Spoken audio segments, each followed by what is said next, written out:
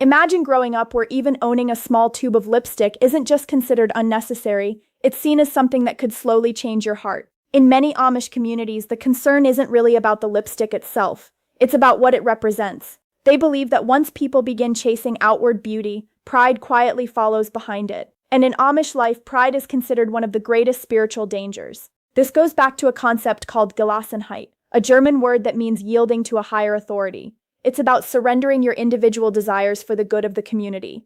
Anything that makes you stand out, that screams, "Look at me," is seen as a threat to the entire social fabric. But here's where the story becomes even stranger. I still remember the first time I saw a lipstick advertisement while riding into town. The bright colors, smiling models, shiny packaging, it felt like looking into another universe. I wasn't supposed to want it, but that's exactly what made it fascinating. This next part will make you gasp. Because while makeup is absolutely forbidden in the strictest sense, many Amish communities have created an unexpected loophole. It's called Rumspringa, the period of running around that Amish teenagers experience before they decide to be baptized into the church. Now here's what most people get wrong. Rumspringa doesn't automatically mean teenagers ignore all rules. The experience varies widely depending on the community. Some Amish groups are incredibly strict during this time. Others are more relaxed. Some teenagers never wear makeup at all. Others experiment. I've personally watched girls sneak into town, giggling nervously as they bought tubes of cheap red lipstick at the local drugstore. The fluorescent lights of the drugstore reflected off dozens of tiny lipstick tubes arranged in perfect rows. Nervous laughter filled the aisle as a teenage Amish girl picked up a bright red shade, glanced over her shoulder, and smiled at her reflection for perhaps the very first time. That's only true in some Amish communities, of course. Practices differ dramatically between Old Order, New Order, and other Amish groups. But then comes the moment of decision. The baptism date arrives. Once you join the church, those bobby pins and lipstick tubes go straight into the trash. Most people never hear this part. This is missing from almost every video about the Amish. What happens if an Amish woman secretly wears makeup after baptism? It's not like the police show up. There are no jail cells. But there is something perhaps more powerful: the community itself. If a woman is discovered wearing makeup after baptism, she'll first be confronted by her parents or her husband. Then church leaders get involved. This usually involves confession, publicly admitting what you've done in front of the entire congregation. Can you imagine that? Standing in front of everyone you've known your entire life, admitting you secretly wore lipstick? If she refuses to confess, the situation escalates.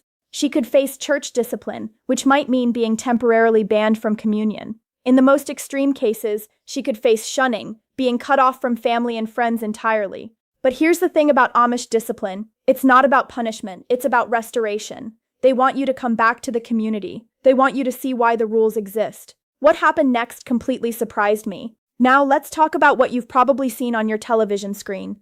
Hollywood version. Perfect skin, subtle makeup, romantic storylines, beautiful dresses, dramatic escapes to the outside world. Reality, practical, modest dresses made from simple fabrics, no cosmetics whatsoever in strict communities, working outdoors, gardening, baking, raising children, attending church services that can last for hours, hard physical labor from sunrise to sunset. In movies, they show Amish women with perfectly groomed eyebrows and subtle lip gloss. But let me tell you something, in a real Old Order community that just doesn't exist. Not even close. The standards are so strict that even wearing a red dress is considered a cardinal sin. Here's the secret Hollywood almost never shows. What do Amish girls actually think when they first see makeup? Imagine being 15 years old and walking through a Walmart for the very first time. Hundreds of shades of lipstick. Entire walls covered in cosmetics. Perfumes, mirrors, bright lights. For someone raised in a plain Amish community, the experience can feel almost overwhelming. Some are curious, some laugh, some feel guilty, others simply walk past without caring. Like everyone else, Amish girls are individuals, not copies of one another. This is where everything changes.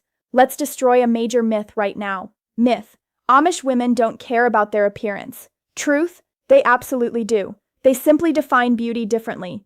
Instead of trying to enhance their faces, Amish women channel all that energy into being scrupulously clean, neat, and maintaining perfect posture. They take genuine pride in their appearance, but it's a quiet, unassuming pride. The measure of a woman's worth isn't found in a tube of lipstick. It's in how spotless her kitchen is, how straight her sewing seams run, and how sparkling clean her windows gleam. And there's another rule that makes the lipstick ban make much more sense. Here's what nobody tells you about the Amish concept of beauty. It's completely inverted compared to the outside world. They focus on healthy hair, usually worn in a simple bun under a prayer covering. Skin protected from harsh sun, but working outdoors anyway. Simple soap, not expensive cosmetics. Homemade remedies passed down through generations. Modest dresses in solid, dark colors. Healthy food grown in their own gardens. Outdoor life that keeps them physically strong. And remember that secret I promised you at the beginning? Some married women, the ones who've already committed to the church, have a sneaky little trick passed down through generations. They use nature's own makeup. I'm talking about squeezing juice from wild berries to stain their lips and cheeks with a hint of natural color. It washes off at the end of the day, leaving no evidence. But for a few precious hours, underneath that white prayer covering, there's a secret smile knowing they've bent the rules just a little. It's innocent, harmless, and utterly human. Again, this is something occasionally reported in some communities, not a universal tradition, but it speaks to something deeply human. Why did all this start? The Amish rejection of fashion and cosmetics goes back to the Protestant Reformation in Europe. In the 16th century, a movement called Anabaptism emerged, the spiritual ancestors of today's Amish. They believed in separating from the world and its sinful distractions. The simplicity movement wasn't just about clothes, it was about the heart. They saw extravagant dress and makeup as signs of a soul that had drifted away from God.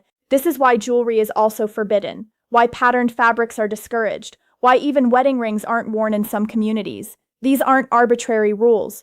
They're deeply connected to centuries of theology and practice. You'd probably do the same thing if you believed what they believe. So the next time you drive past an Amish farm and see a woman with a plain face and a simple dress, remember this. She's not just a woman without makeup. She's a woman with a silent rebellion, a deep faith, and a complicated relationship with rules that most outsiders will never understand.